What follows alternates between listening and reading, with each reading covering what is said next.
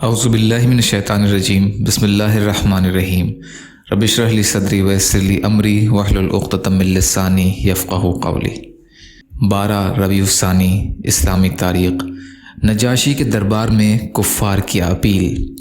قریش نے جب یہ دیکھا کہ صحابہ کرام رضی اللہ تعالی عنہم حبشہ جا کر سکون اور اطمینان کے ساتھ زندگی گزار رہے ہیں تو انہوں نے مشورہ کر کے عمرو بن عاص اور عبداللہ بن ابی ربیعہ کو بہت سارے تحفے دے کر بادشاہ حبشہ کے پاس بھیجا۔ وہاں کا بادشاہ عیسائی تھا۔ ان دونوں نے وہاں جا کر تحفے اختیار کر کے پیش کیے اور کہا کہ ہمارے یہاں سے کچھ لوگ اپنے آبائی مذہب کو چھوڑ کر ایک نیا دین اختیار کر کے آپ کے ملک میں بھاگ کر آ گئے ہیں، اس لیے ان کو ہمارے پاس واپس کر دیجیے۔ بادشاہ نے مسلمانوں کو بلا کر حقیقت حال دریافت کی۔ مسلمانوں کی طرف سے حضرت جعفر رضی اللہ عنہ آگے بڑھے اور کہا، اے بادشاہ، ہم لوگ جہالت اور گمراہی میں مبتلا تھے، بتوں کی پوجا کرتے، مردار کھاتے تھے اور ہم میں سے طاقتور کمزور پر ظلم کرتا تھا۔ ہم اسی حال میں تھے کہ اللہ تعالیٰ نے ہم پر فضل فرما کر ایک رسول بھیجا جن کی سچائی، امانت داری اور پاک دامنی کو ہم پہلے سے ہی جانتے تھے۔ انہوں نے ہمیں ایک اللہ کی عبادت کرنے، نماز، روزہ اور زکوٰۃ ادا کرنے اور پڑوسیوں اور رشتہ داروں کے ساتھ اچھا سلوک کرنے کا حکم دیا اور ظلم و ستم، خون ریزی اور دوسری بری باتوں سے روکا۔ ہم ان باتوں پر ایمان لے آئے۔ اس پر ہماری قوم ناراض ہو گئی اور ہمیں تکلیفیں پہنچانے لگی، تو پھر ہم آپ کے ملک میں آ گئے ہیں۔ پھر حضرت جعفر رضی اللہ عنہ نے سورہ مریم کی چند آیتیں پڑھ کر سنائیں۔ بادشاہ پر اس کا اتنا اثر پڑا کہ آنکھ سے آنسو جاری ہو گئے، حتیٰ کہ داڑھی تر ہو گئی، اور بادشاہ نے کفار قریش کو یہ کہہ کر دربار سے نکلوا دیا کہ میں ان لوگوں کو ہرگز تمہارے حوالے نہیں کروں گا۔ حضور صلی اللہ علیہ وسلم کا معجزہ۔ آپ صلی اللہ علیہ وسلم کے بال مبارک کی برکت۔ جنگ یرموک کے دن حضرت خالد بن ولید رضی اللہ عنہ کی ٹوپی گم ہو گئی، تو حضرت خالد رضی اللہ تعالی عنہ نے اپنے ساتھیوں سے فرمایا، اسے تلاش کرو۔ بہرحال بہت تلاشی کے بعد وہ ٹوپی ملی۔ دیکھا تو وہ بہت پرانی اور بوسیدہ ہو چکی تھی۔ حضرت خالد رضی اللہ عنہ فرمانے لگے کہ حضور صلی اللہ علیہ وسلم نے عمرے میں جب بال کٹوائے تھے تو لوگ برکت کے لیے آپ صلی اللہ علیہ وسلم کے بال مبارک لینے لگے، تو میرے حصے میں حضور صلی اللہ علیہ وسلم کے سر کے اگلے حصے کے بال آئے۔ میں نے اس کو اس ٹوپی میں رکھ لیا۔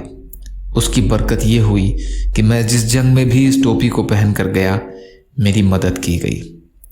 بیہقی کی حدیث ہے۔ ایک فرض کے بارے میں، وراثت میں لڑکی کا حصہ۔ قرآن میں اللہ تعالیٰ فرماتے ہیں، اللہ تعالیٰ تم کو تمہاری اولاد کے حق میں حکم دیتا ہے کہ ایک لڑکے کا حصہ 2 لڑکیوں کے حصے کے برابر ہے۔ سورہ نساء کی آیت کا ترجمہ۔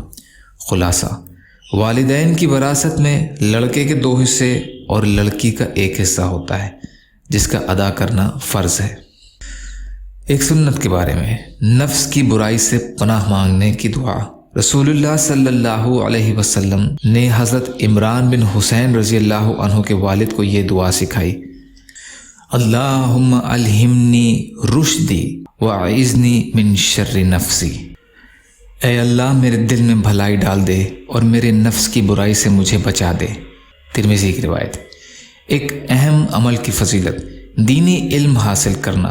رسول اللہ صلی اللہ علیہ وسلم نے فرمایا، علم کی فضیلت عبادت کی فضیلت سے بہتر ہے، اور دین میں بہترین چیز تقوی اور پرہیزگاری ہے۔ طبرانی کی حدیث ہے۔ حذیفہ بن یمان رضی اللہ عنہ روایت کرتے ہیں۔ ایک گناہ کے بارے میں، اللہ اور رسول کی نافرمانی کرنا۔ قرآن میں اللہ تعالیٰ فرماتا ہے، جو شخص اللہ اور اس کے رسول کا کہنا نہ مانے وہ کھلی ہوئی گمراہی میں ہے۔ سورہ احزاب کی آیت کا ترجمہ۔ آخرت کے بارے میں، اہل جنت کی عمر۔ رسول اللہ صلی اللہ علیہ وسلم نے فرمایا، جنتی لوگ جنت میں بغیر داڑھی کے سرما لگائے ہوئے 30 یا 33 سالہ نوجوان کی شکل میں داخل ہوں گے۔ 30 یا 33 سالہ نوجوان کی شکل میں داخل ہوں گے۔ ترمذی کی روایت ہے، معاذ بن جبل رضی اللہ عنہ روایت کرتے ہیں، طب نبوی سے علاج، آگ سے جلے ہوئے کا علاج۔